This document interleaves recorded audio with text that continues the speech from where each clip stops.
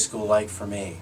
That's a really good question. High school was, as I would describe it, it was depending on the area. I think socially and academically, I think it had its ups and downs.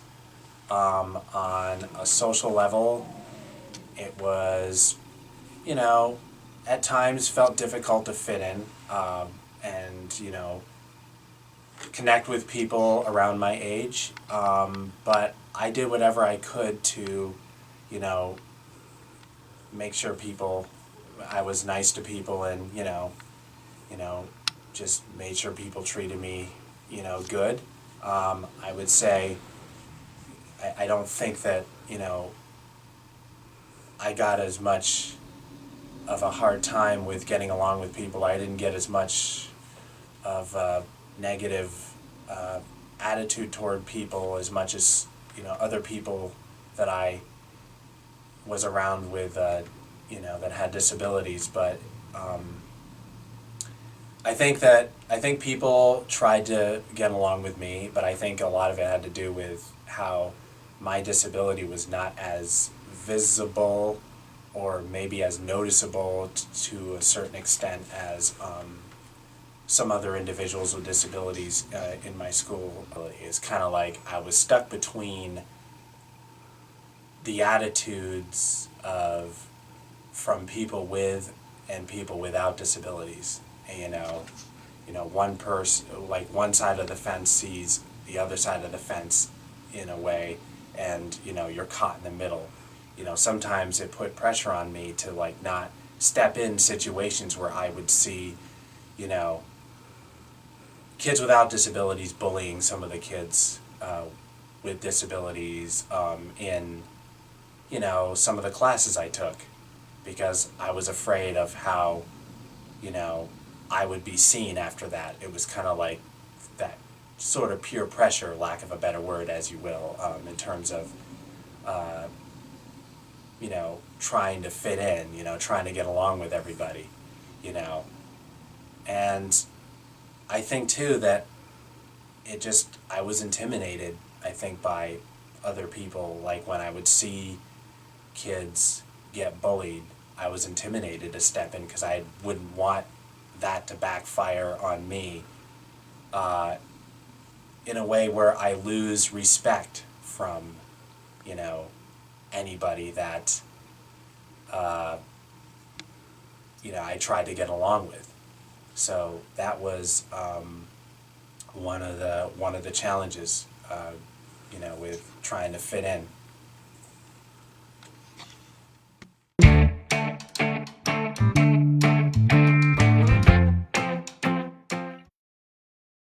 Some of the good things about having autism is, the way I cope with the world. Part of a tool that I have developed based on, how autism affects, the way I deal with, the real world is going into my own head, or in other words, daydreaming. I would say the challenges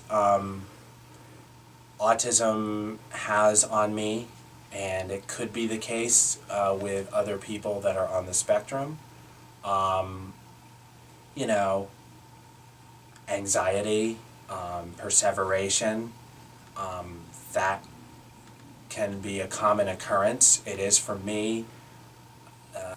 People, no matter where they are on the spectrum, may have different ways of, handling the challenges of having autism, but I would say, regardless of what, the challenges don't make my disability something that I am ashamed of at all.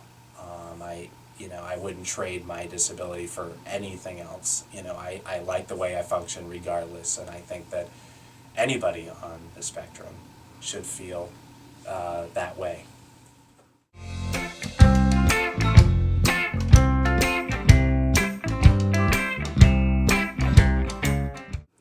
When I first was involved in Green Mountain Self-Advocates, I just realized that my previous job in the restaurant business was not the job that was meeting my goal to travel and meet new people. So with keeping that in mind, and also with people and what they've seen of me volunteer when I was, before I got this job, of some of the work I've done with Green Mountain Self-Advocates, I have made the decision of saying, you know what, I need to do something where I can better myself and meet my goals of traveling and meeting people. So when I made that decision, my parents really listened to me, and they really had my back. And I think that it is just an expectation I feel that my parents, really want me to take charge of my life, and they will support me in however direction I want to take my life. And it's really about me speaking up about where I want to go in life, and that's the only expectation they have for me to really, support me with making strong decisions. And I just wanted to share that as an example.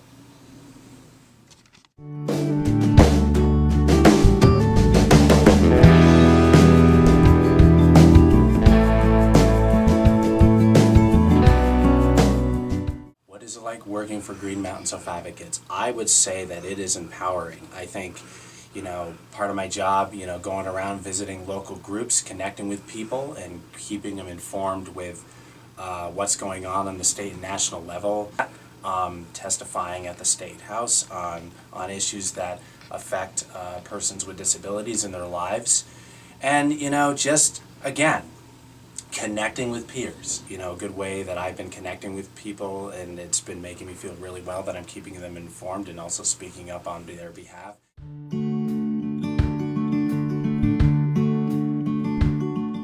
I can tell you about my national self-advocacy work.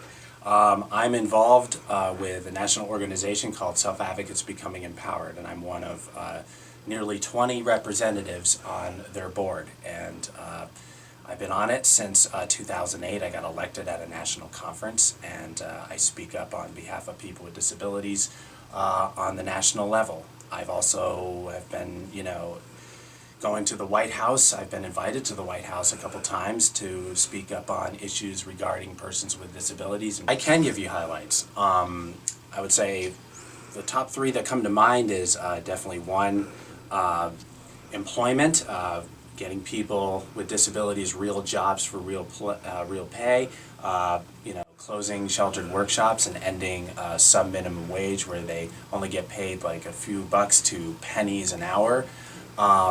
I would say respectful language, spreading the word to end the word, getting rid of the R word and other demeaning language that offends and describes persons with disabilities. And the last thing is, living in the community.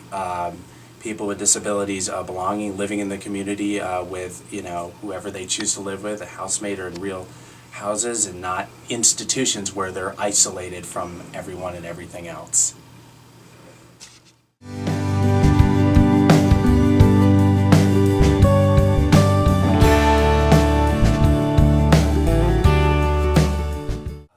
Because if you don't know your disability, you can't speak up for yourself and what you need in life. Connecting with peers, other people with disabilities that may have shared the same, if not similar, experience from you, because with that, you can learn from them and you can speak up for them. I would say nothing about us without us. When people make decisions about our lives, it is definitely a need for us to be always at the table. I hope that my information helps people that see this video or this, this interview that I did, and if they want to think about being involved in self-advocacy, how this can influence you to, get to know yourself more, get to connect with people with disabilities more, and even, hopefully, I'll see some of you in the future doing the work that I do. But I just want to say that I am grateful for the work that I do, and I could not ask for a better job to make a difference in, the lives of people every day, every second that goes by. It just feels empowering, and it's just, I couldn't ask for any more.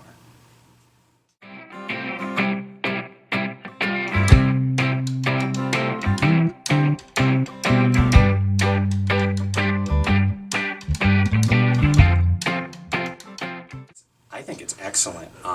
I being involved in self-advocacy has really helped increase my social life by, making friends, connecting with people. I do whatever I can to keep in touch with everybody that I meet. I go out to the movies, go, out to eat, and even just go to card games once in a while at, a friend's house. On a national level, I, connect with people through, social media, keep in touch with them on Facebook, and stuff like that. And I would say, I just think that my, social life is great, and I'm continuing to stride forward with, continuing to connect with people and just, making sure that those connections are tight, just tight. I also keep my social life active by being involved in sporting and recreation. I'm involved in basketball. I compete on a Special Olympic team, and my teammates and I have fun, and that's another way that I, keep my social life active and fun.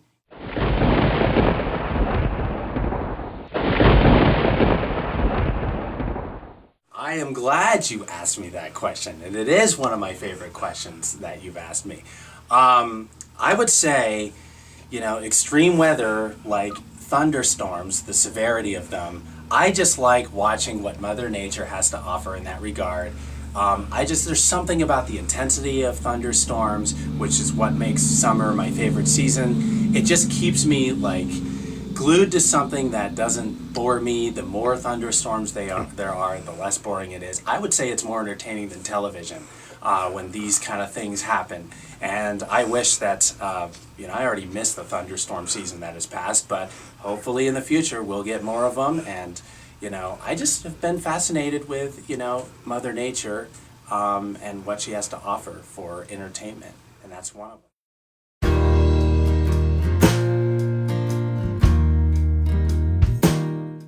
Dreams for the future. Well, one dream that comes to mind is international self-advocacy, doing the work that I do on a national level, but increasing it to doing the work I do on an international level, speaking up for people around the world, and also learning how self-advocacy is run in other countries, and learning about how people with disabilities are viewed in other countries and cultures that are different from ours, and also just collecting and also sharing information that can help the countries move forward on self-advocacy, because I know, and a lot of my peers have said this, that it's not just a national movement, it's an international movement. And I really want to be involved more in that and kind of help the world move forward in this matter.